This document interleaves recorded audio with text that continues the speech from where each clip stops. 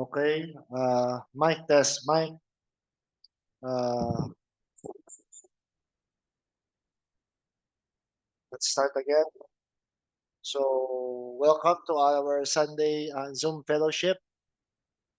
Uh, Let us continue to have fellowship, even though um,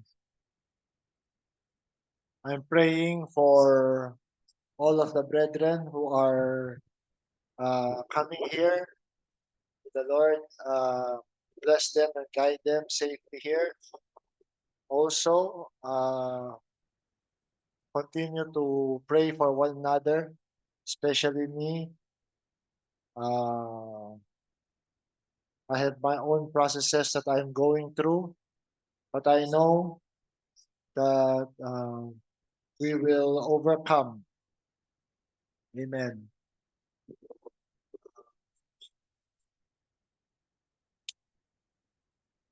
Let us pray. Lord, we thank you, Lord, for blessing us, Lord, with another day. Thank you, Lord, for all your blessings, Lord, mercy and grace. Thank you, Lord, for blessing us with smooth operation of this hardware, software, and everything, Lord. May you always uh,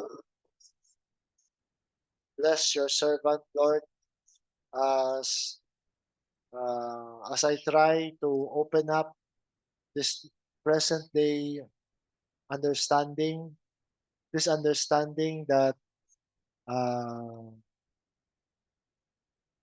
is very relevant to our day and hour. Thank you, Lord, for so many revelations and discoveries and understandings that you are opening up as I listen to all the people expressing um, to all the other pastors, to other brethren, to what science is discovering, even though the things that Brother Don is opening up, all these, Lord, I take, I listen to all of them. I take it and I try to apply it in whatever I can. And when I apply it in my life, in my reality, I share. I share this understanding here online of what I can perceive. I can what what you are showing to me right now. So Lord, I thank you, Lord. May you bless, safeguard the brethren as they come, as they are heading here. May you safeguard each and every one of them. Also, bless the brethren who are here, and to the brethren who cannot come. Lord, thou knowest their purpose, their reason. I pray, Lord, that may you touch them, Lord, touch each and every one of them to have a deeper appreciation, to have a more in-depth relationship with you, Lord. I pray, Lord, to everyone who is listening to me right now, not only me, but to everyone who is opening up this new message, may they be able to arrive as they listen to all these informations. May they come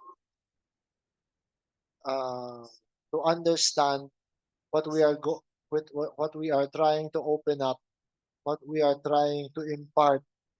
May they take this understanding as they apply it in their life.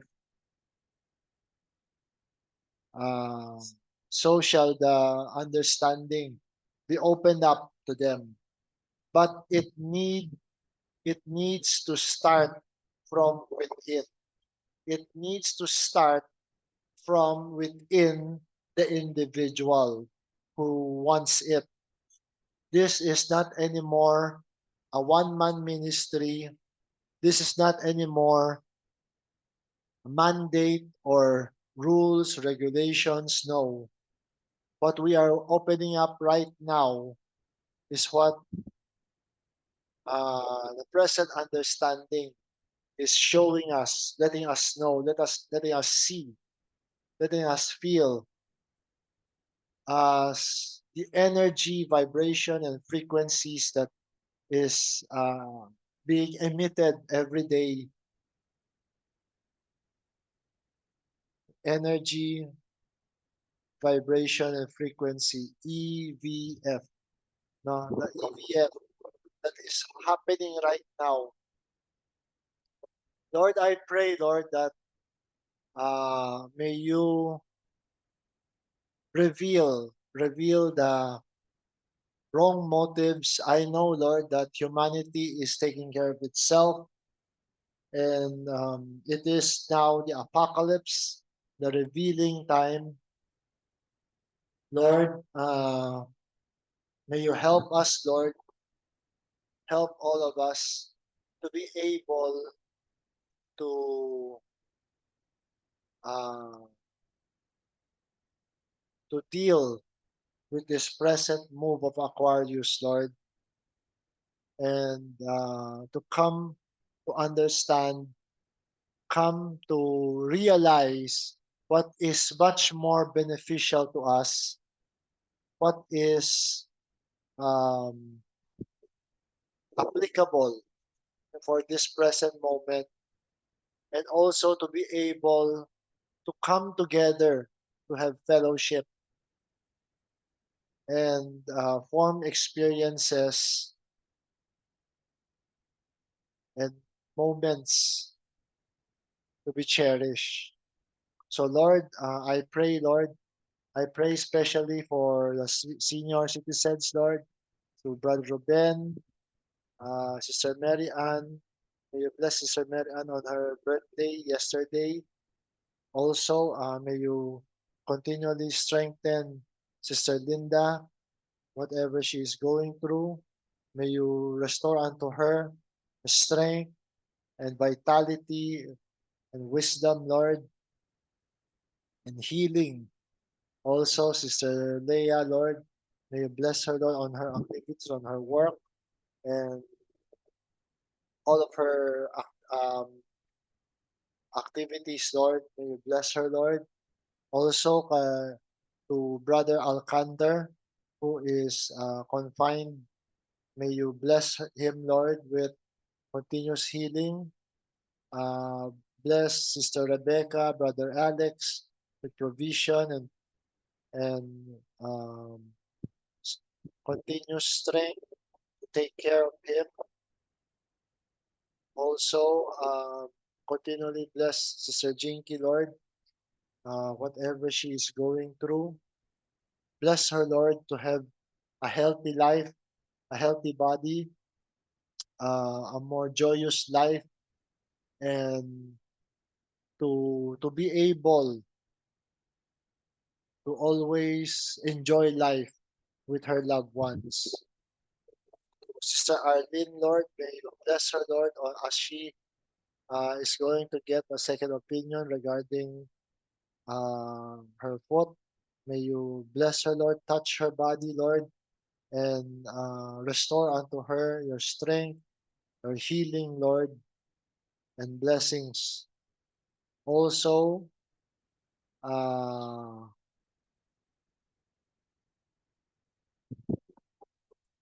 to all the brethren, may you continually bless everyone, Lord, with whatever is the need of everyone, if it's financial provision, healing and recovery, or peace of mind, psychological rest, spiritual awakening. All these, Lord, I pray And may you bless everyone, Lord. May you safeguard also my loved ones, Lord. My sister who is going through dialysis right now, continually bless her, Lord, with continuous strength, with continuous uh, well-being, Lord, as she goes through her process. Also, may you bless us, Lord, on our activities later. Uh, Praying for Kenzo on his sixth birthday today. So as we celebrate it, may you bless us, Lord, with safety later.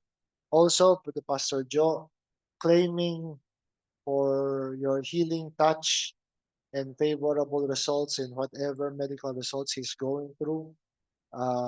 Restore unto him your strength, your joy, and your uh, happiness, Lord, for him. Complete healing, Lord, with whatever he is going through. Not only him, to all the other pastors and ministers who is continuously and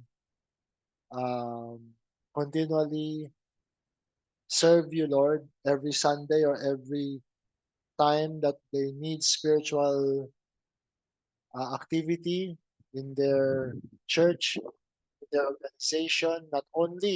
Not I'm praying for the ministers, not only in this present understanding, but to all the ministers who are serving you faithfully, whatever is their religion, whatever is their ethnicity. I'm praying for them and I'm sending my love for them. Also, to Brother Don, may you continually bless him, Lord, with healing.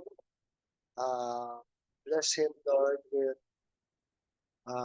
continuous um, healing for his lungs. Strengthen them, Lord, as you are using him as a representative for this age. May you bless him and guide him and protect him, Lord, and sustain him, Lord, as he brings to many hundreds of thousands this understanding. Thank you, Lord. I pray to everyone who needs a healing touch, financial provisions, peace of mind, peace to get to attain their whatever their heart's desire. May they have faith enough to be able to do everything that they need to do in your name. Uh, all this we pray in the mighty name of our Lord and Savior, in Jesus Christ's name. Amen. Amen. So, um, I'm going to share the slide right now. So, wait a minute.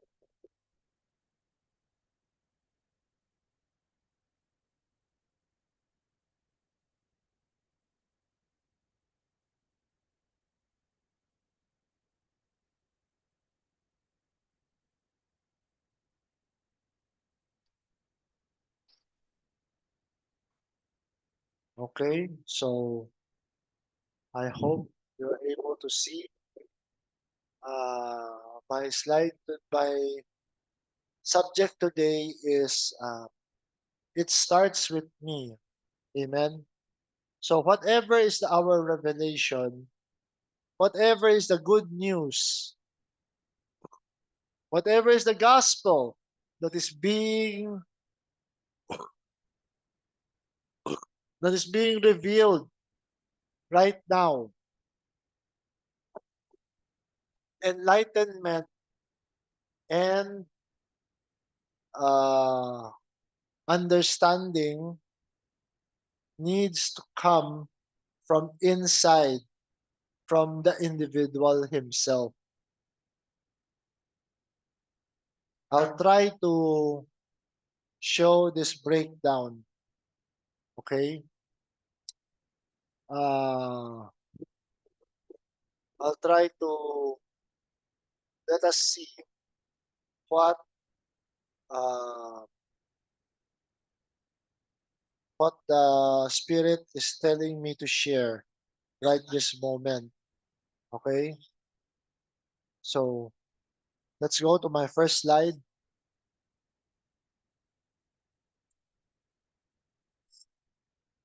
Uh, First slide, Romans chapter 1, verse 3 to 4. Welcome po.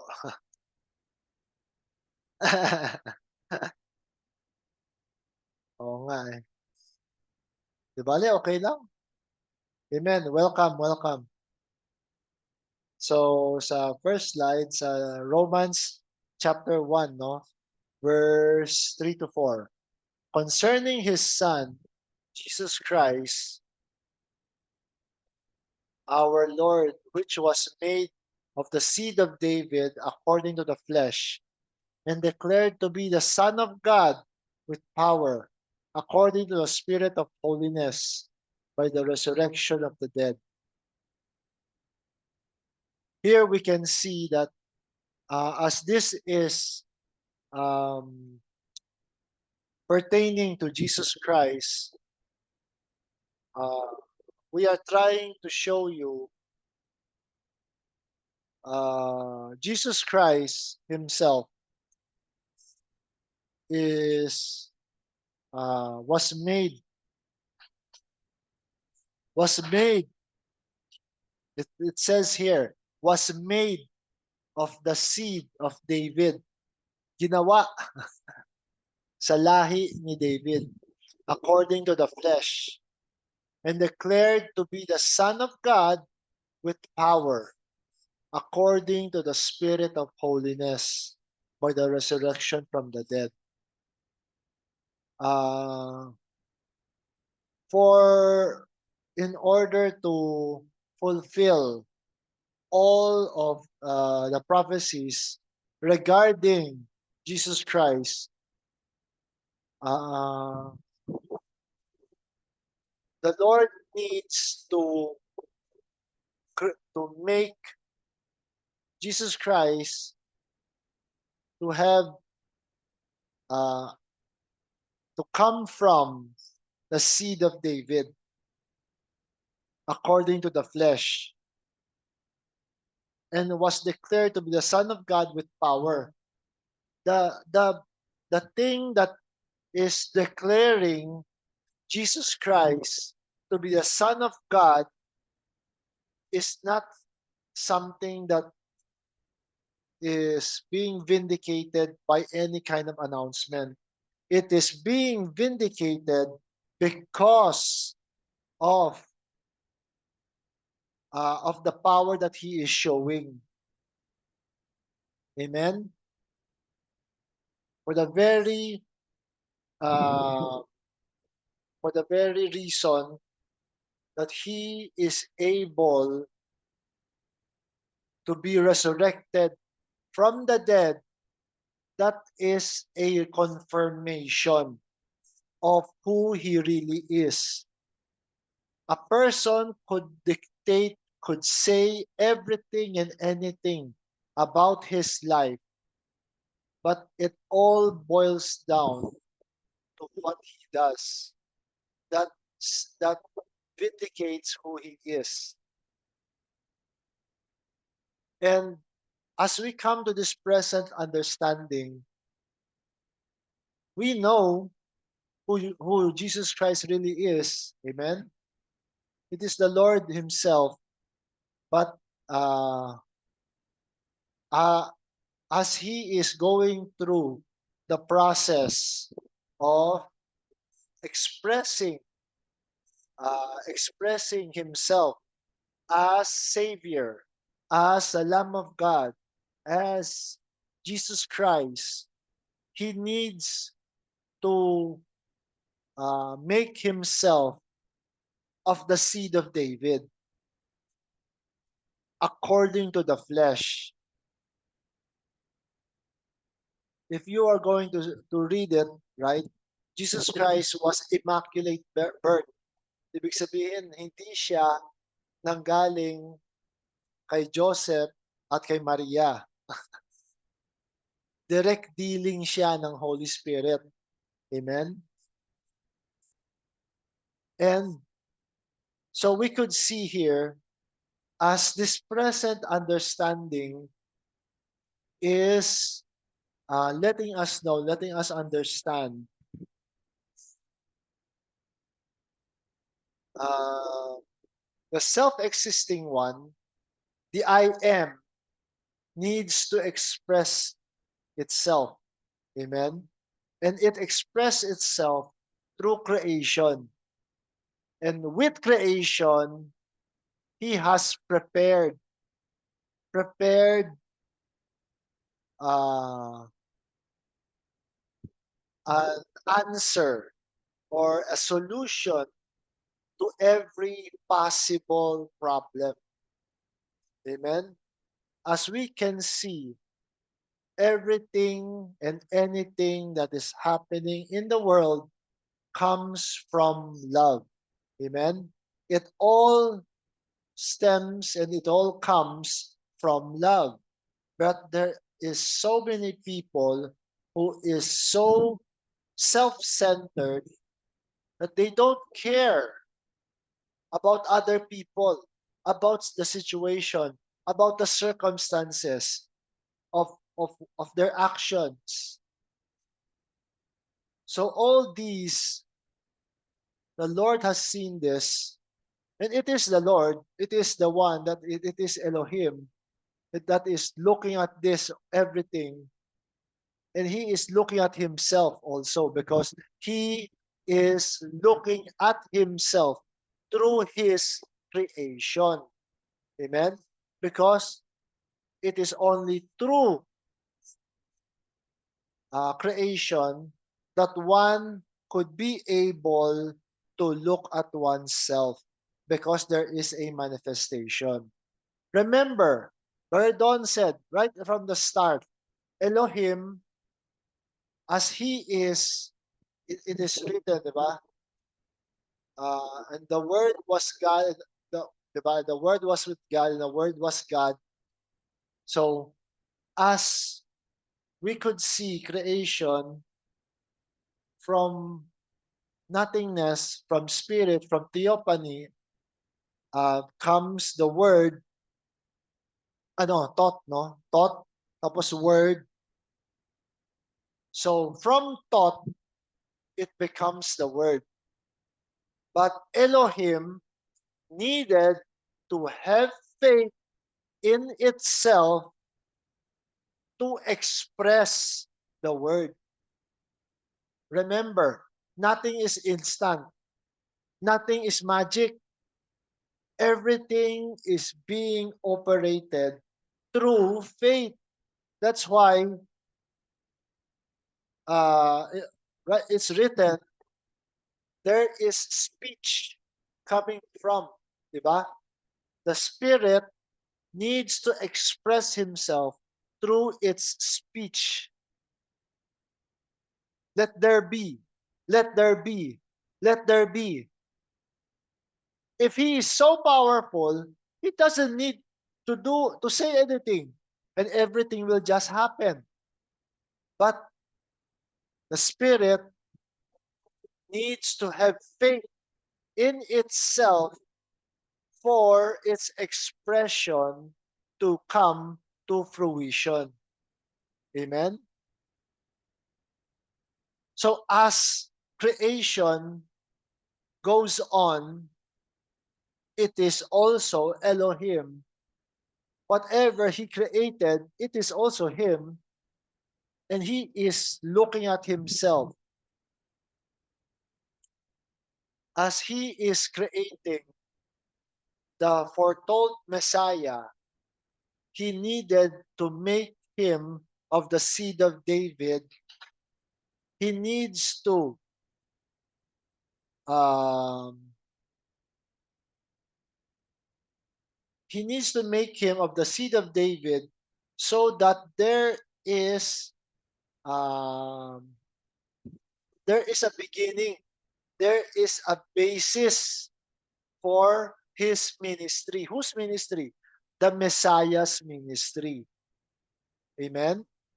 And the he is manifesting through Jesus Christ the wholeness of God, because Jesus Christ uh, is a representative of all creation. Amen.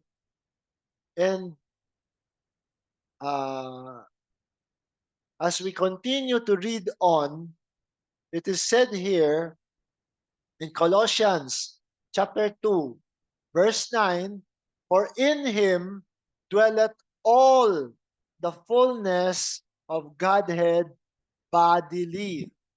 Amen? There is, Jesus Christ is not just having uh, a glass amount of the Godhead. No, in him, in his flesh, the very being of Jesus Christ is the fullness of the Godhead bodily. Amen? So, why? Why does he need to express the Godhead? Because it is the very nature of Elohim. Amen? He is creating his ministry. How could he get the attention of his creation? By healing, by miracles and wonders. But take note, the very essence of the revelation of Jesus Christ is not stemmed in that power. The very essence of Jesus Christ is the understanding of who Jesus Christ is. Amen? Yun ang pinaka-importante, yung pinaka-laman ng ministry ni Jesus Christ bilang tao. Ang mahalaga doon, hindi yung mga miracles. Hindi yung pagpapagamot, pagpapagaling sa may sakit, pagbubuhay ng mga patay, pagpapakain sa 5,000, pampagana lang mga yon. Ang pinaka-essence ni Jesus Christ ay lahat ng kanyang mensahe na dala niya. Amen? Yung mga parables, yung mga yung pinaka-essence niya para maunawaan mo ang lahat. Amen? And pinakita dito na bilang representative, ang pag-usher in dito ni Jesus Christ, ng Panginoon, ng Godhead bodily, ito ang nag-usher in yung parang spiritual golden age ng time nila. Amen? Bakit? Kasi dito, sabi sa next slide, sa Philippians chapter 2, verse 5 to 11, let this mind be in you, which was also in Christ Jesus, who being in the form of God, thought it not robbery to be equal with God. Di ba sabi ko nga sa inyo, yung bakit importante na unawaan natin yung merong descension, merong ascension. Para maunawaan natin bakit, kung paano ang spirit nag-ooperate through yung pagpakita niya ng kanyang kadakilaan ay dinadaan niya sa pagpapakumbaba. Diba? Ang Panginoon, ginamit ang mga hangal para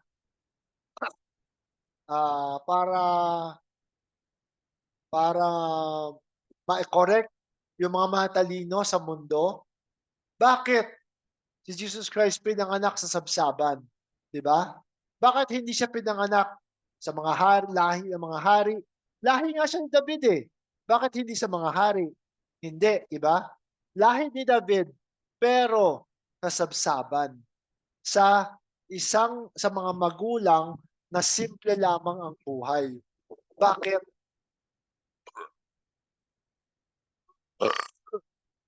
Napaka-importante, no, na meron tayong pagpapakumbaba. Sapagkat sa iyong pagpapakumbaba, doon doon ka lalong nakakapulot ng aral, 'di ba? Kapag ang isang hangal ay palaging isip niya, siya ay matalino, siya ay magaling, siya ay laging tama, at walang kahit na anong aral na pwede nating ibigay o isabi na tatanggapin. A fool will always think of himself the most intelligent, the one that is always right, that people should always listen to him. The fool always wants to win at all costs. But the person who is humble, is much more uh, susceptible to teaching and deeper understanding. Amen. Because you are humble enough, you are willing to listen to people, you're willing to follow when you are still um, at your descension, you're willing to follow, you're willing to listen, to gather, to read more information to help you in your understanding. But a person, even though in this present understanding, if he has this attitude of always right, of always you should always listen to me, then you just miss the whole point of this present moment understanding. Brother Don said, uh, only through humbleness can you be able to be taught the hard life lessons. Amen? Because part of this present move of the Spirit is also the hard lessons. Hard lessons that is, some people, if you are so proud of yourself, you are not willing to accept correction. Amen?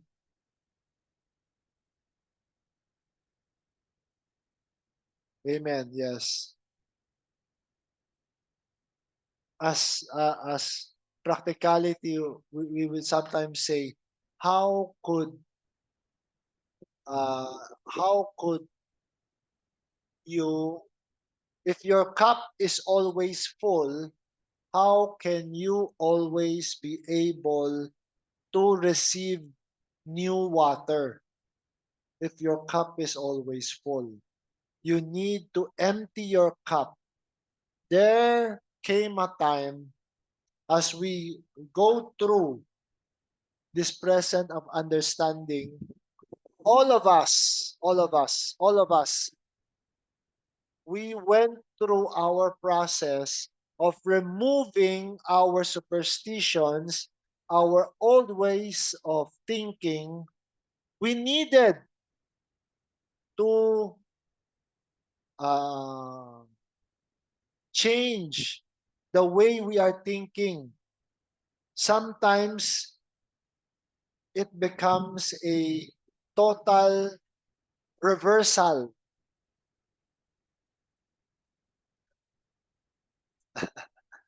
Yes, we went through the hard process of unlearning what we have learned. Amen. So many times. And even right now, there will sometimes the superstitions, the old way of thinking will creep up because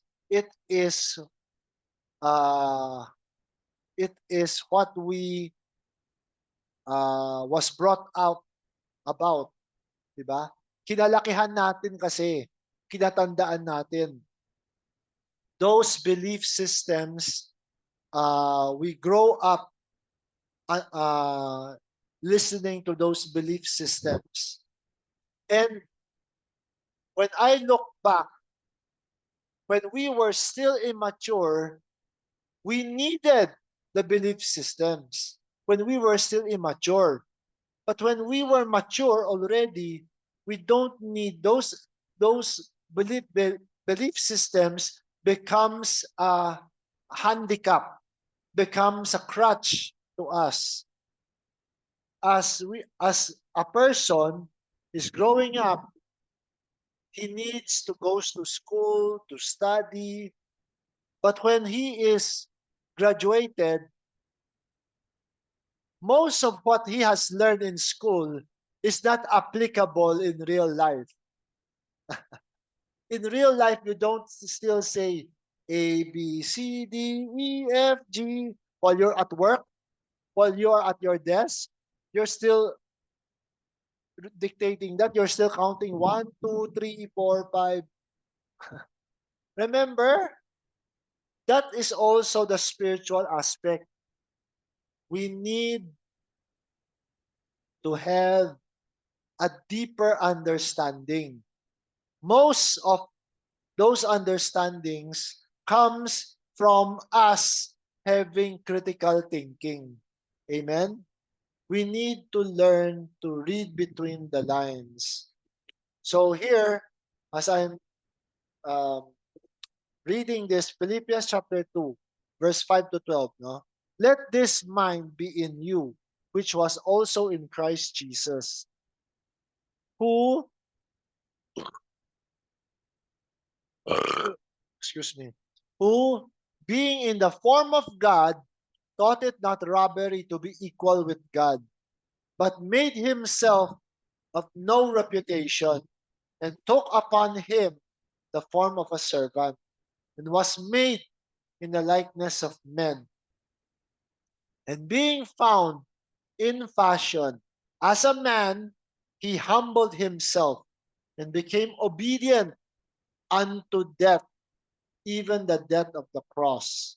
Wherefore God also hath highly exalted him and given him a name which is above every name.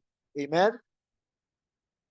When you look at it, when you are uh, applying our present understanding, you are able to see it is Elohim in the form of Jesus Christ, looking at himself as he goes through all these things in his human experiences.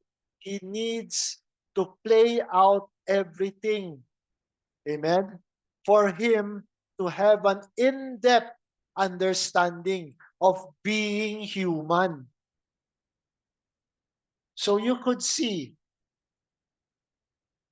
why is the move of the Spirit becoming more of love-centered. Why? Through Jesus Christ, through the death and resurrection of Jesus Christ, He has totally abolished sacrificing animal sacrifices. He has totally made that belief system obsolete during His time. And during the transition from Old Testament into New Testament, we saw that it became the flow of the Spirit is from law into grace. Because when in the Old Testament, when you stray against the law, you are instantly punished by the Spirit. A guard, an Israel guard, as they were transporting during the time of Joshua, while they were transporting the Ark of the Covenant. Uh, of course, it is surrounded by Israelite soldiers. And the cart tilted, and the ark almost fell down. A soldier caught the ark, and the soldier died instantly. Take note, the soldier is not a bad guy. He only wanted to correct so that the ark would not fall down and break, right? But the Spirit punished him because the law, according to it, the Shekinah glory, no flesh is able to handle the Shekinah glory. And yet, Jesus Christ, nasa Kanya ang fullness. The very Spirit, the very energy, vibrational frequency in the Old Testament that kills people if you go against the law, it is now walking in flesh in Jesus Christ. And after Jesus Christ died and resurrected, the Spirit discovered a new way. Grace. It is grace. And when Jesus Christ died, di ba, the Shekinah glory went out of the temple. Di ba? Kaya nga, the veil was torn. Di ba? Because there is no more Shekinah glory in it. It is just a manifestation. It is not something that Shekinah glory went out of the temple and go into Jesus Christ. No, you cannot limit the Spirit, but it is a play, a drama. The Spirit is showing His creation, what is happening in the world. Amen? And it is Jesus Christ in the flesh. Now, as after His resurrection, after He went up, right? You could see that ushered in grace. And that was a spiritual golden age for that time. We saw so many people being converted. The more that Rome persecuted people, tortured people, feeding the Christians to the lions, more people was being converted. And so the political Rome saw this as an opportunity to build its existence on religious. It converts from political Rome into religious Rome, which is alive up to today. Amen. So they said, pairing with the truth, there will always be a lie that is trying to pair with it. So, as we are seeing this,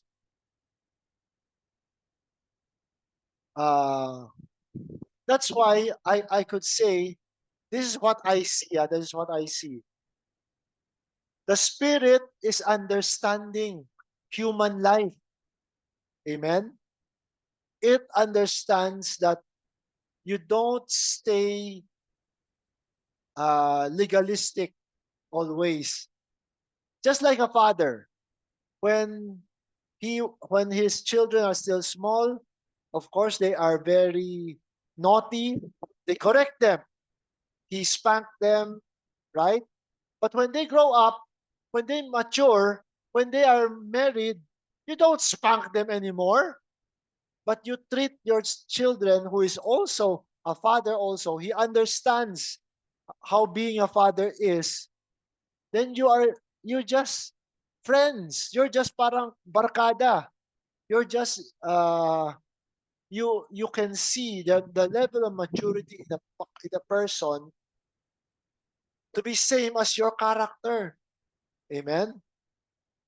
This is also true in the spirit, as as the spirit in general is progressing.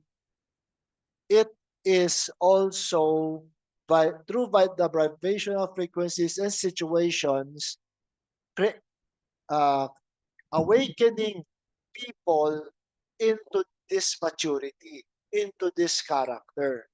Amen. And when we come, as time goes on, we could see grace. Grace did not stay as grace, right? Why? Because there is so many abusive people who misuse grace. During the seven church ages, man-made doctrines was able to suppress the move of the Spirit.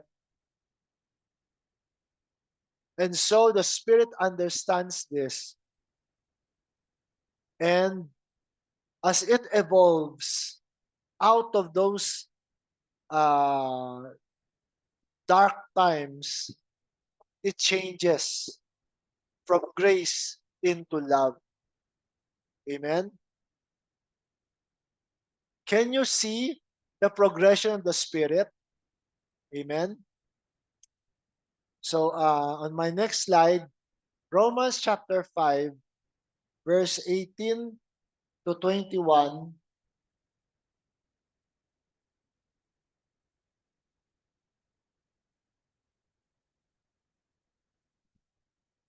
Therefore, as by the offense of one judgment came upon all men to condemn, even so by the righteousness of one, the free gift came upon all men unto justification of life. For as by one man's disobedience many were made sinners, and so by the obedience of one shall many be made righteous. Moreover, the law entered, and that the offense might abound. But where sin abounded, grace did much more abound. Law abounded because they needed a law to be able to reveal to humanity what they are doing wrong. Remember, during Cain's time, when there was still no law, it was so chaotic. Anarchy reigned. Diba? A descendant of Cain who is attacked by someone is willing to kill diba? They're willing to. So uh, people during that time without law did not recognize what is good and what is bad. So they needed the law. Now, as it progresses, law became grace. Amen? Grace in the sense that it gives humanity, for you to have grace to live your life to the fullest, to be able to uh, for you to understand, grace is forgiveness that is given that is not deserving. Amen. So grace teaches us to humble ourselves for what the Spirit moved and blessed and did Whatever is our abundance, let us be humble, be thankful, and hopefully be able to help and give that help to other people as well. Grace is showing us that. But it became, people became so controlling, they want to take over. So love came for you to understand that for us to give ourselves, we don't need to give everything that is us, because people will take and take and take from you. You also need to love yourself also. Amen? Amen? As you love people, you love yourself as much also. Moreover, the law entered that the offense might abound, but where sin abounded, grace did much more abound. That as sin hath reigned unto death, even so might grace reign through righteousness unto eternal life by Jesus Christ our Lord. Amen? Diba?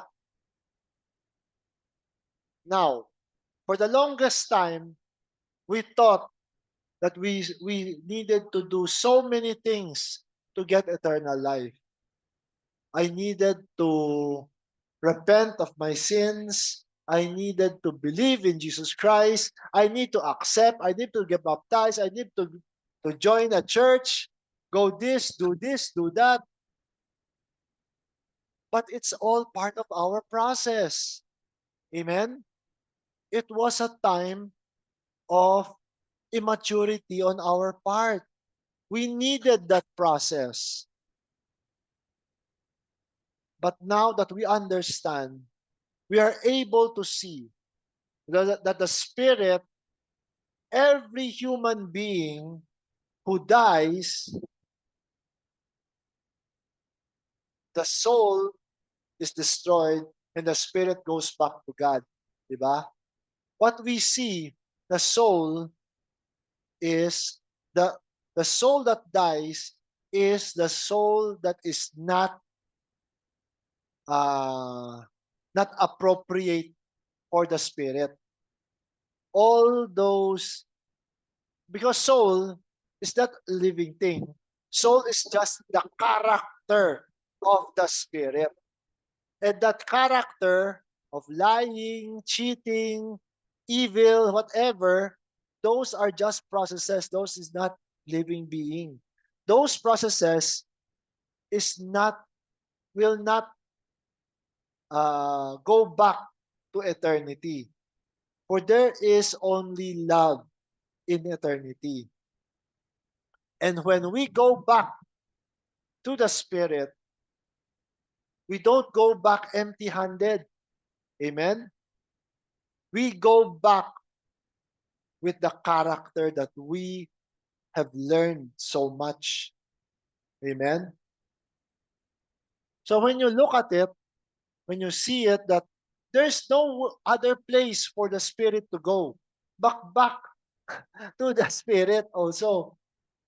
Then you are eternal. Your spirit will go lost or go somewhere. You will go back to the Spirit. It is just a process. Amen? Everything that we went through, everything that we learned is part of our learning process. But at the end of the day, when we cross over to through the door that is called death, we leave all those negativity behind, because the negativity is just part of the process of living here on earth. When you progress, when you die, when you go through the door that is called death, everything is revealed. Every truth is being revealed. Amen? And so also is your weaknesses. your limitations. Amen? All that limitation is dropped. Amen? Because there is no limit, nothing impossible to the Spirit. So, as we, so we could see, right? All these processes is just our learning process. Whatever we are going through in life, it is part of the molding of who we are. But what is important here is center yourself in love. And what is love? Center yourself in Christ. Amen? Of how you are able to love yourself, how you are able to love your wife, your partner, your loved ones.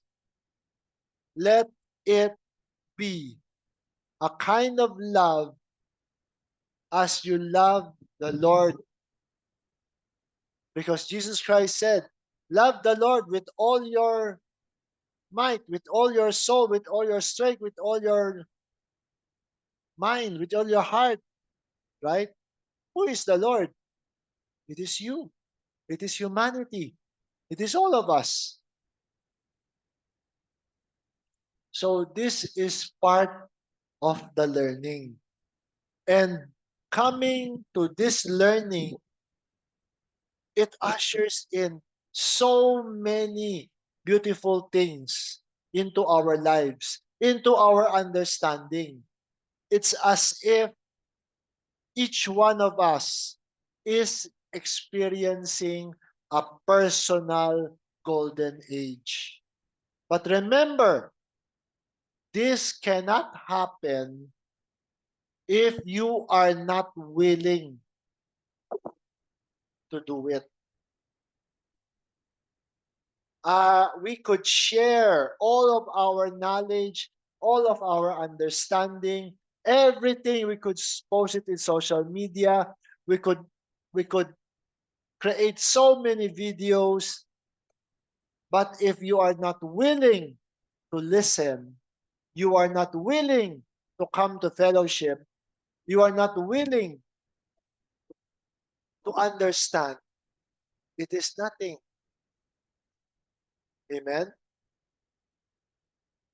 The golden age is going to be enjoyed by the people who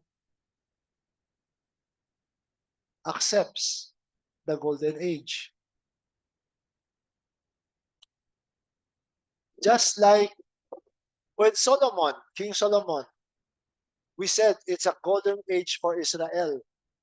And yet, when King Solomon was on the throne, he killed so many people. He killed so many people because uh, it's part of the process. These people might might cause disruption during his reign. So, golden age to the people who enjoys the golden age, but to the people who doesn't know this, who doesn't accept this, it's not their golden age. It's just another life. So this golden age, whatever we are sharing, the spiritual golden age, it is open to everyone. But until you make a conscious effort to listen, to come have fellowship, to understand, to apply that in your life, you will never pick up on this. Amen? So on the next slide, Luke chapter 11, verse 29 to 32.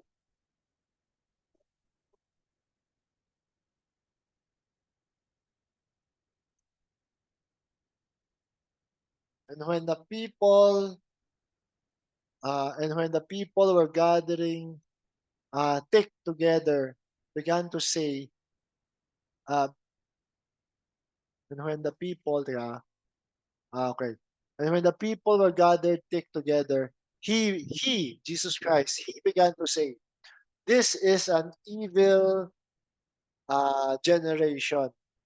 They seek a sign, and there shall no sign be given it, but the sign of Jonas the prophet. Verse 30, for as Jonas was a sign unto the Ninevites, so shall also the Son of Man be to this generation. The Queen of the South shall rise up in the judgment with the men of this generation and condemn them. For she came from the utmost parts of the earth to hear the wisdom of Solomon. And behold, a greater than Solomon is here. Amen.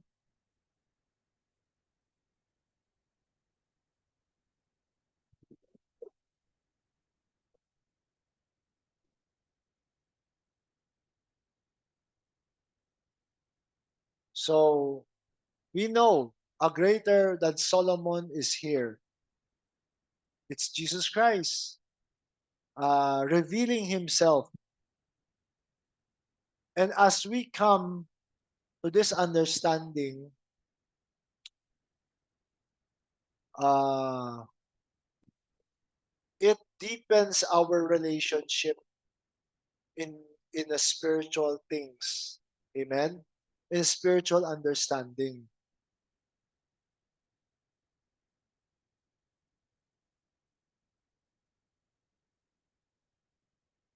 So the next slide here is I want to read Brother Don's sharing. The golden age is here. The golden age is here. In 1963, a greater than Solomon stepped on the scene. Solomon was the reign of which Israel lived in its golden age, politically and economically. Jesus Christ came on the scene and brought to the world a golden age, a new creation, removing the ordinances and handwritings against us. That creation continues to walk the earth as gold. I'm sorry, that creation carries, that creation continues to walk the earth as gold tried in the fire. Things didn't change much physically in the world at that time, but Christ brought this great spiritual golden age in the middle of so much chaos. Can you imagine during the Dark Ages, almost 2,000 years, there was uh, no new revelation.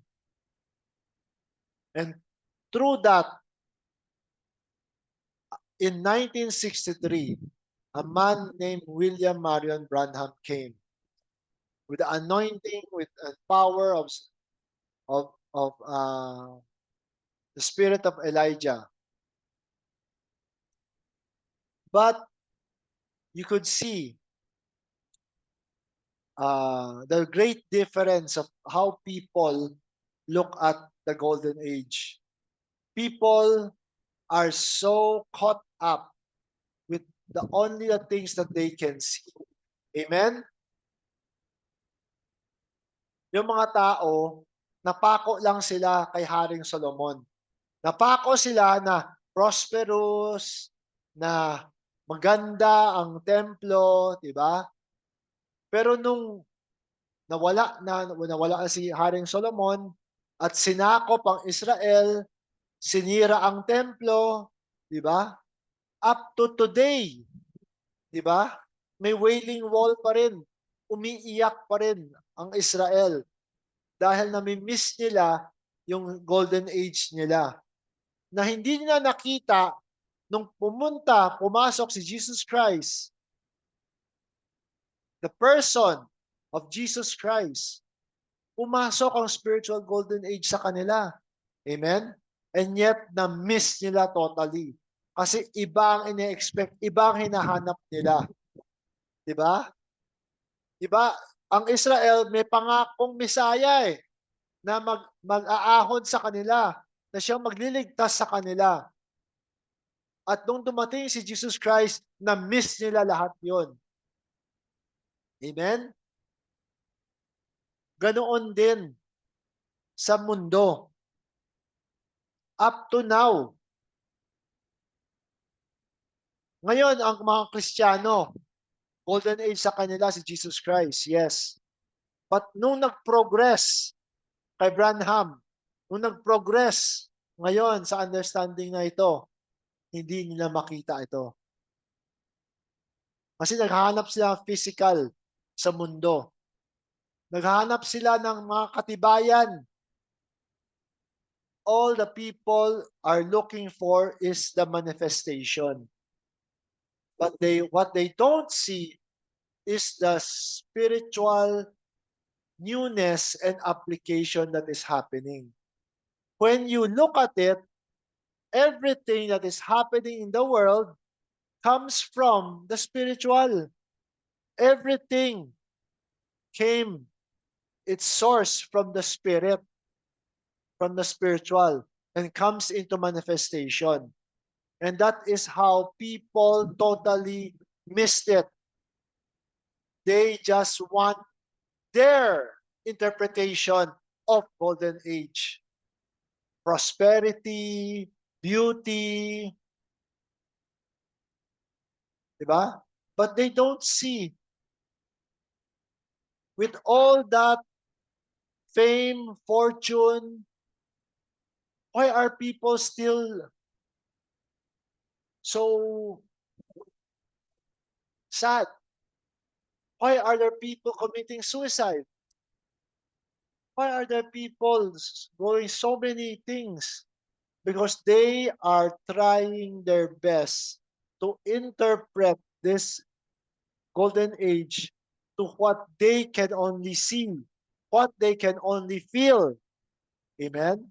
When this goes beyond that, amen, we need to have a conscious understanding.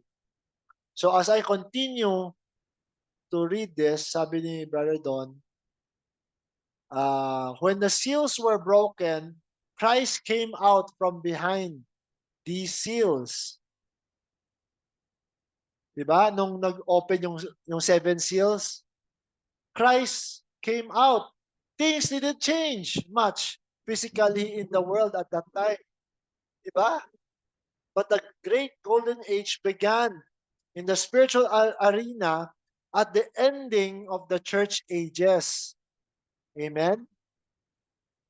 Here we are, 62 years later, and we are watching the golden age that was given to us by Christ from behind those seals, now expanding and opening itself in many arenas of the world. It is an exciting time for creation. And for those eyes that are blessed to see what is happening. Anyone can see it if they want to. It is unveiling, the revealing, the apocalypse, the Christ, independent thinker. Amen? Ito, ang apocalypse ay hindi paggunaw ng mundo. Ang apocalypse, ibig sabihin, ang paghayag ng mga nakatago. Yan ang apocalypses. Yan ang revelation. And it is for you to need to be actively searching, actively asking, actively listening. At the same time, be humble enough to accept. Kasi ang dami natin sinasabi, and there's so many things that we are saying that is so controversial for people to listen. So, On the next slide, I just want to confirm. I just want to read. Brother Don was answering a question to him by a brother, independent thinker. No question, Brother Don. You made a statement that anybody who wants to see this golden age can see it. Why did you say that? Is it true? My comment, sabi ni Brother Don. I know this is going to be somewhat controversial when I say this. The Gentiles had a veil over their minds from the Spirit. So Israel would be the house to which the Spirit dwelt with first. Amen? Kaya nga, yung Panginoon nag-deal sa Israel, di ba? During kay Abraham, lahat ng ibang Gentiles nabulag. The house of Israel turned him down, and the Spirit veiled the heart and minds of the natural house of Israel through the church ages. The veil over the minds of the Gentiles was removed. Diba? Nung namatay si Kristo, nabelo naman ang mga taga-Israel at nabukas ang mga mata ng mga hintil. Tayo, mga hindi natural na Israel. Then Malachi 4 was to turn the hearts back to the fathers. Paul said, when the hearts turn back, then the veil is lifted. I don't believe or see where a veil is over anyone in heart or mind. Now, the Spirit is not keeping anyone from seeing or stepping into these beautiful things of the golden age. Everybody that wants to see it can see it. The entire mystery is unfolding now and perfectly vindicated. Humanity is free to enter the Spirit now. Amen? Sa the first seals, March 18 of 1963, paragraph 201, the entire mystery is unfolded. That's the ministry of that angel. See? Be so simple. People just drop over the top of it, but yet it will be perfectly vindicated. It will just be perfectly known. See? Everybody that wants to see it can see it. Amen? So it is now open, open to all of humanity, not just a chosen group of people. Amen? But I want to stress what Pastor Joe says here. My last slide. It comes down to the question of what is it that you want to see. Amen? Sa isang personal na pananaw, ano ba talaga ang hinahanap mo? Ano bang gusto mong makita? Sabi nila Pastor Joe. So, it's a choice to bring your heart and mind to a new condition and enjoy your golden age. Nothing is stopping us. We just have to make our choice. We're not trying to set a golden age for everyone to see. Diba? We are not trying to set a golden age for everyone to see. Rather, it all starts with you. We are not mandating. We are not dictating. We are not setting rules, regulations. It's not even a doctrine. We are not trying to set a golden age that everyone should see. When you say it like that, you lost the essence of being able to understand the present moment. When you really understand the present move of the Spirit, you can't say that you should line up to this. You should, you should, you should. Amen? What is important when we are sharing to people is, look, this is what I see. And it's up to you if you want to accept it or not. I'm just showing you the door. I'm telling you what's inside. But it is up to you to go inside that room and explore and enjoy all those things inside that room. Amen? Rather, it all starts with you. Amen. So when we are posting in social media, our golden age, we are just expressing our understanding, our enjoyment, our vindication that this is a spiritual golden age. But never, never look at it as if I am mandating something. No, I am just expressing what I am seeing. As Brother Don said, I cannot help it if what I am saying you can't pick up, you don't understand. You need to listen to our past sharings to be able to have an idea. Amen? So it all comes down to the question of what is it that you want to see.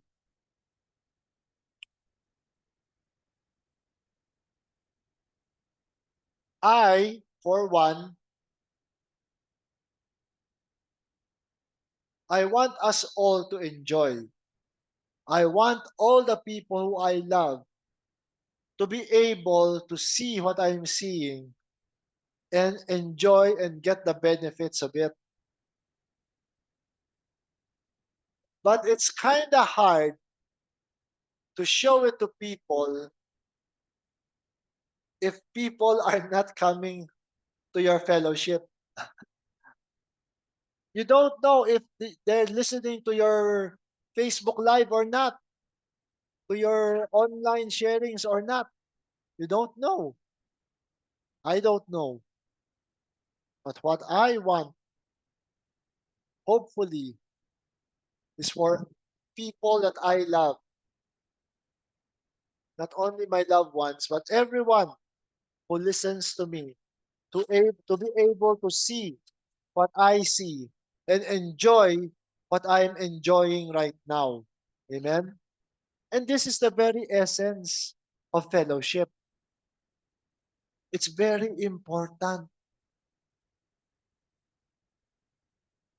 to have this connectivity because life itself is the manifestation of the Spirit. And that manifestation, you cannot explain it in just one sitting.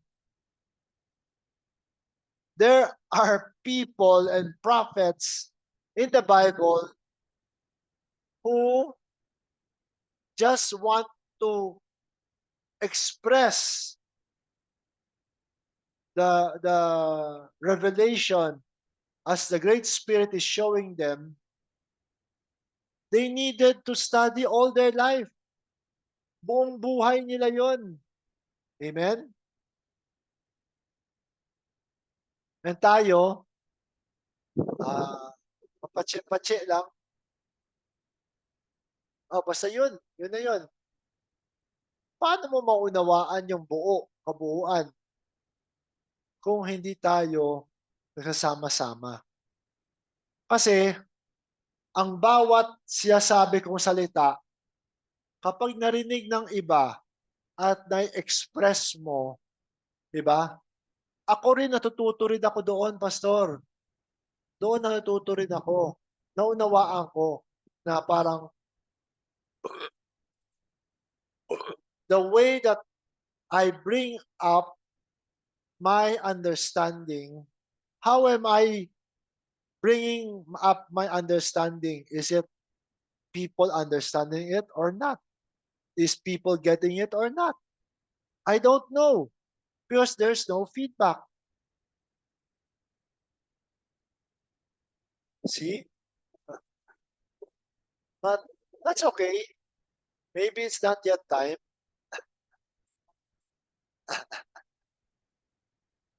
Amen. And so,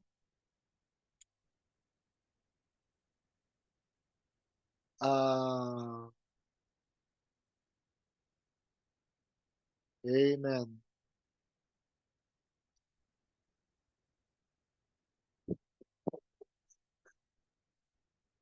Kaya, yan talaga.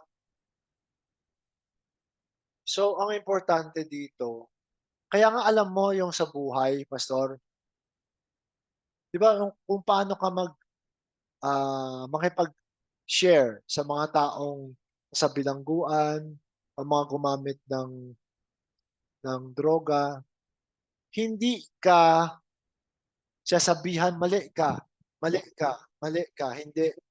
Binibigyan mo sila ng pag-asa. Bakit? Kasi nga gusto mo gisingin sa kanila na kailanman hindi nawala yung pag-asang yon kahit na mali yung desisyon na ginawa sa buhay. Pero yung 'di ba, walang puwang ngayon ang pagkondena, wala po. Kundi lahat ng kaguluhang nangyayari sa buong mundo ay nanggaling sa pagpuna natin sa isa't isa. Kaya nagkakaroon ng misunderstandings. Kaya nagkakaroon ng away, 'di ba? Kasi palagi ang tao pinupuna ang ibang tao. Pero yung sariling gawa niya, hindi niya nakikita. O kung alam man niya, hindi niya kailanman sasabihin o aaminin. Amen? Ito ang importante ngayon. Kailangan magising ang tao sa sarili niya kung sino ba talaga siya. Kailangan manggaling doon sa taong yon. Sapagkat ang totoong pagbabago ay manggagaling sa taong nagkukusa. Hindi yung taong may agenda lang. Hindi yung taong susunod lamang kasi may pakinabang. O kakampi lang kasi may pabor, may padrino. Kaya nga kandaletse-letse ngayon sa Pilipinas, eh, mga padrino. Pero walang aamin. Yung mga magnanakaw nahuli mo na nga, harap-harapan nahuli mong nagnakaw, eh. Kapag hinuli, kapag in-interview ng news team, eh, todo tanggi, "Hindi ako nagnakaw." Kapal moks talaga.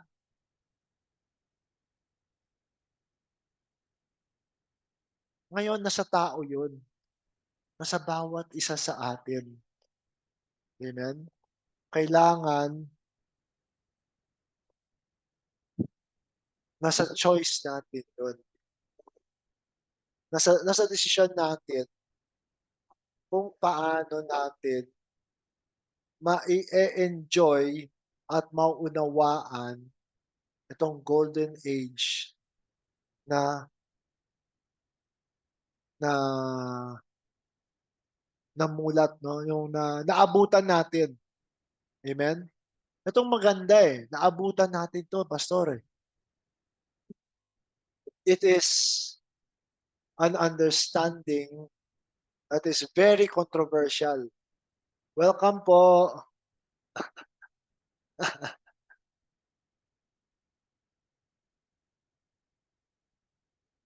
Hello po. Pasensya na. Wala eh. Hindi na sumipot yung iba. Pero okay lang. Ganoon talaga.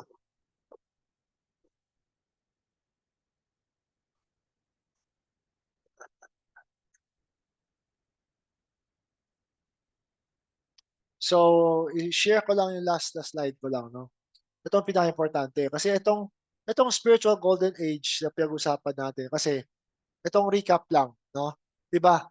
Sa physical, ang Israel nakamit nila ang golden age nila during kay Haring Solomon na dahil sa mga desisyon niya sa buhay, naging napakayaman at napakapayapa ng kaharian ng Israel. Amen? Ang problema ang tao napako doon sa literal. Napako sila sa mga bagay na nakikita lamang, na naramdaman lamang. Actually, sa physical lamang. Kaya nung may pangakong Mesaya sa bansang Israel, nang dumating si Jesus Christ, na-miss halos halos buong bansa na-miss yung pagdating niya. At yung pagdating niya, doon pumasok ang pagbabago. Doon nag-transition ang spirit from law into grace. Parang naging golden age na in a spiritual sense. Amen? Pero hindi ma-appreciate ng tao o ng karamihan kasi nabulag sila eh. Ang hinahanap palagi lang nila, hari na political, prosperity, na financial, when nangyayari sa kanila sa harapan nila ay ang spiritual na hari, 'di ba? Ang hari na siyang kayang sagipin at iligtas ang buong mundo, na kayang mapawalang pisa ang kapangyarihan ng kautusan. Di balewala ang pagsasakripisyo ng mga hayop. Pero hindi nila nakita eh. Hindi lang nila nakita, hindi pa nila tanggap. Rejected sila sa kanila yon. Pero kinailangan na mangyari sa kanila yon para mabukas ang salvation sa mga Hintil. Amen? Eh ngayon, nag-progress ang grace. Nag-progress through the 7 church ages. Kinulong ng tao. Kasi ang mga tao, mahilig sila sa mga kautusan. Hindi na Israel to mga Hintil to pastor Pero mahilig sila sa mga kautusan kasi gusto nilang makontrol ang masa kasi walang pera. Ang Catholic Church, bakit kailangan gumawa sila ng impyerno, ng ano yun? Purgatorio, para magkaroon ng pera, matakot ang tao para magkaroon ng pera. At si political Rome, nakita niya yung benta ng relihiyon, kaya na-convert si political Rome into religious Rome, na ngayon ay buhay na buhay. Halos ang daming ginto ng buong mundo ay nasa kanya. But anyway, hindi kailanman nabalewala ang spiritual na golden age na yon. Lalo na sa atin na nakakaunawa sa ministry ni Jesus Christ. Amen? And nung malaman-laman natin na dumating si Branham at ngayon nag-progress further kay Brother Don, binukas yung mga things na sobrang controversial. Pero nung panahon ng 7 church ages, may mga church messengers eh. na nag-o-open na controversial sa Katoliko, 'di ba? Nung binukas ni Martin Luther na the just shall live by faith, hindi yung nabibili yung kaligtasan mo sa pera, 'di ba? Controversial kasi nawala yung control nila sa masa. Ngayon, controversial na lahat ay inclusive. Sa mga relihiyon, sa mga libo-libong mga Christian faith, nawawala ng control nila sa mga tao nila. Kasi nabuksan natin na lahat ay eternal. Pero yung nga, kasi ganon. Lahat ay eternal, pero yung pagdaan ng pagpunta mo, iba-iba. Depende sa desisyon mo sa buhay. Ngayon, kung ang desisyon mo sa buhay ay nakapakasasa ka, 'di ba? Para kasi prodigal son na bumalik nga pero sa katakot-takot na paghihirap, pagsisisi, pagpapakumbaba hanggang sa kinain niya yung pride niya as kaya niyang bumalik sa ama at sabihin, "Wag mo na akong ituring na anak, turing mo na ako alila mo lang." 'Di ba?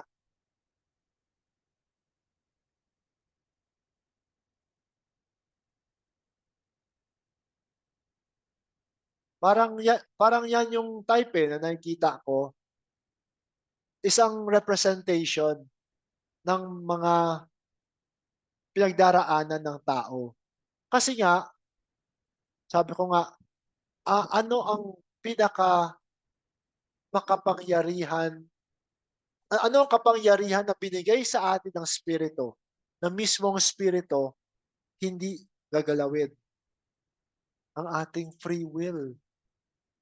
Free will na kahit na yung Creator of heaven and earth, hindi niya papakialaman yun. Amen? Yun ang freedom mo kasi. Pero yung nga, kasi nga, ang ibang tao, dahil sa kalayaan at dahil eh, pakinabang sa akin kung kaya kong makuha sa ibang tao, gamitin ng ibang tao, wala namang masama. Di naman ako pumapatay. Hindi nila nakikita ano yung paggamit, yung pagloko nila sa kapwa nila. Pinapatay nila yung free will ng ibang tao. Kasi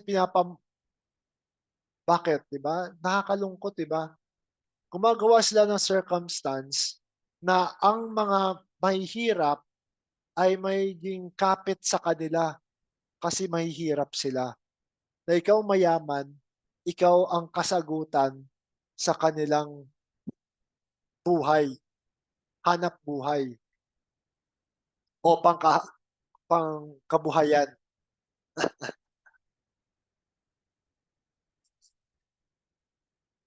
'di ba? Yes, amen. Oo, oo. Kaya bobotohin mo ko.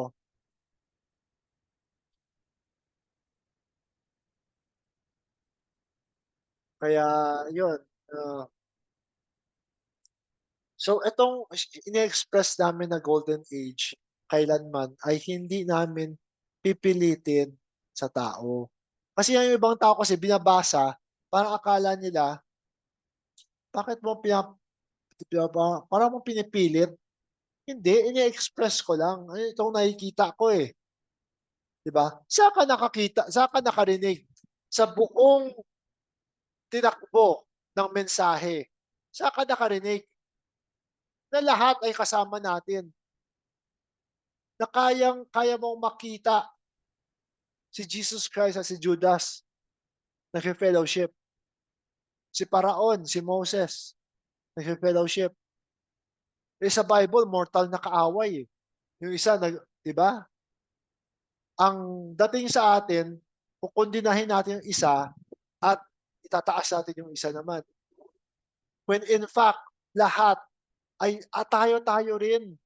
Lahat ay may aral na tinuturo sa atin at lahat sila ay pantay-pantay tayong lahat. Leveled ang playing field sa lahat. Kahit na si Jesus Christ mismo. Amen? Bakit? Kasi ang buong potensyal ng meron si Jesus Christ ay buhay sa lahat ng tao ang buong potensyal na yun. Amen? So sabi dito, Pastor Joe Gomez, it comes down to the question of what is it that you want to see. So it's a choice to bring your heart and mind to a new condition and enjoy your golden age. Nothing is stopping us. We just have to make our choice. We're not trying to set a golden age for everyone to see. Rather, it all starts with you. Amen? Nasa pagkukusa ng bawat isa. Amen? Hindi na po angkop sa present flow na understanding na ito, na tayo ay magmamandato sa tao na kailangan sundin mo itong spirit, itong mensahe, kailangan you should go, 'di ba? Kailangan luminya ka, kailangan sumunod ka, 'di ba? Ay ano naman, sunod sunod na naman tayo. Ano ba 'yan? Akala ko nag-graduate na tayo diyan. Kailangan ka gano'n, kailangan kang gano'n. Why not just share what you are seeing and just express it? Sabihin mo na kung ano nakikita mo. Kasi hindi na po bagay. Amen? People today are able to understand, are able to mature themselves. Sabi kasi ng iba, kasi natakot sila na mamaya maloko ang iba. Kaya kailangan ito. Di ba nakasulat sa Biblia? Kung posible nga, lolokohin tayo ng Diablo. Kung posible. Ano ibig sabihin nun? Imposible. Pero kasi, yung iba, di ba, takot na mawala yung mga tupa. Yun yun eh. Na kailangan ito, kailangan ito, kailangan ito. Okay lang naman kung gano'n, pero 'di ba parang hindi magma-mature yung tupa, eh. Hindi magma-mature kapag ang tao palaging gusto mo laging sa'yo lang nakadepende, especially sa mga spiritual na mga bagay. Pero siguro nagma-mature naman yung iba, unti-unti lang, 'di ba? Minsan yung terms, hindi sila sumasabay, pero titignan mo yung character na pinapakita nila at doon mo siya babasehan, hindi sa sinasabi lang nila. Amen? So ito lang, 'no? It all starts with us, sa tao, sa iyong personal na conviction na leading, 'di ba? Paano ano ba talaga gusto mo? Gusto mong, ah, tayo ay mag-progress sa present understanding, 'di ba, mas maganda na mag-fellowship tayo. Kasi sabi ko nga kay Pastor Ed, eh, yung mga sinasabi ko, minsan humihingi ako ng saloobin sa inyo para mapakinggan ko galing sa inyo kung ano napi-pick up ninyo sa sinasabi ko. Para may idea ako na tama ba yung expression ko o hindi. Nakukuha ba ng tao yung character na gustong i-portray or gusto kong ipaunawa sa tao, 'di ba? Paano mo maunawaan yun kung walang feedback? Kasi paano ko malalaman na napi-pick up ninyo yung gusto kong ipaunawa kapag hindi ko naririnig ang mga saloobin ninyo, 'di ba? Bakit sa Facebook Live, kapag nagfe-Facebook ako, bakit palagi mic check, 'di ba? Titignan ko may boses ba, 'di ba? Kung hindi ko alam, 'di ba? Yung pala, ang taga-broadcast wala palang sound pala ako, hindi ko naman naririnig. So, kailangan may feedback ako na alam ko may boses yung Facebook Live ko. Gano'n din sa mensahe, para ma-pick up ko kung hanggang saan ang naunawaan ng mga kasama natin, 'di ba? Mas maganda nakakarinig ako ng feedback. Pero okey lang, tuloy lang tayo, amen? So, 'yan lang ang aking sharing sa araw na ito. So, baka sa susunod mga 10 lang tayo magsimula ulit, 10 o 10:30.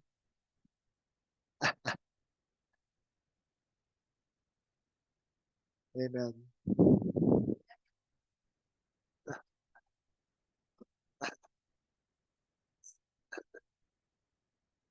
Amen, amen. So, basta pag-usapan lang natin. Meron kang gustong i-share, pastor?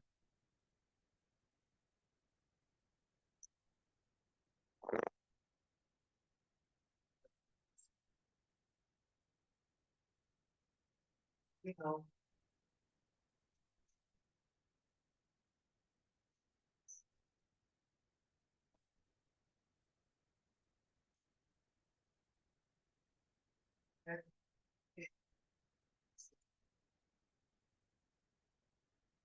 Yung para sa akin kailangan pa wala parang nga natin, meron certain tao, wala niya o hindi, wala. So, not all the age, hindi ko na-enjoy kasi sila may gawa. Tayo, mga niniwala sa ito, or regularly, tayo bang mas isiyahan. Kasi nakikita natin yung mga talagang pangyayari, dapat tayo ng gawa. Mga sabi natin, we don't exist. Paniniwala natin. Yung nasabi ko sa inyo, yung sa pasit, ang hirap talagang ipasok mo agad. Bakit ito, gagawin namin yung salvation, gagawin namin na yung development ng head. Kanina talaga kasi akin ka na sa Bible eh. Ba? Meron talagang pwede na. Kaya no.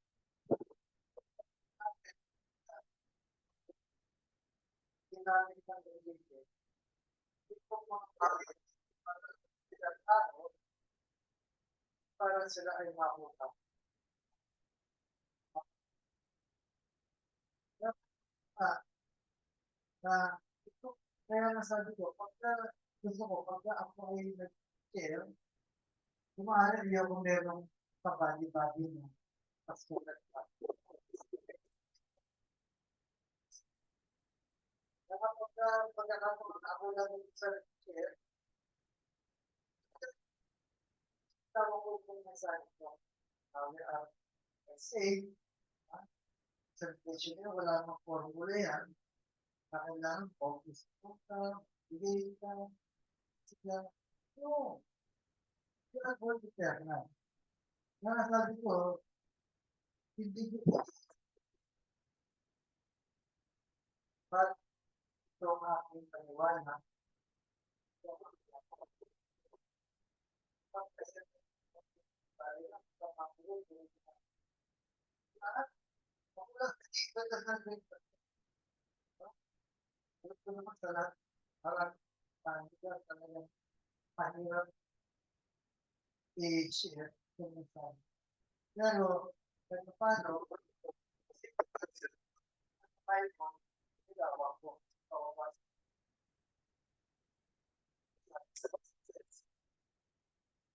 ay kasi at wala tawag ko kasi ang Dubai ko eh.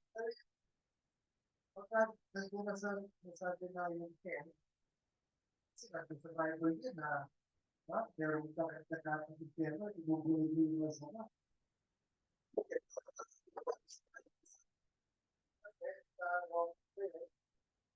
God is the picture of but yung sabi na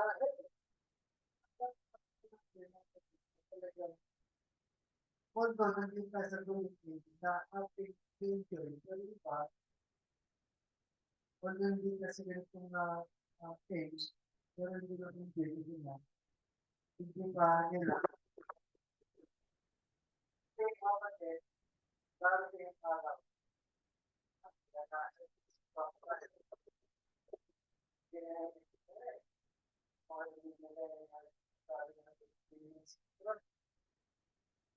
mga kapatid na nagbabibrate ka rin kung ano yung nasa kapatid. At yung ay tanggap yung mahalaga, just plug kasi. Ano yung the word? Kasi mahalaga, just plug kasi. Mahalaga sila kung magpapagod. Mahalaga sila kung magpapagod. Mapalaki yung state na nasa kapatid. Kaya yun lang at salamat at na-enjoy natin tayo mga maniwala. Kaya sa atin,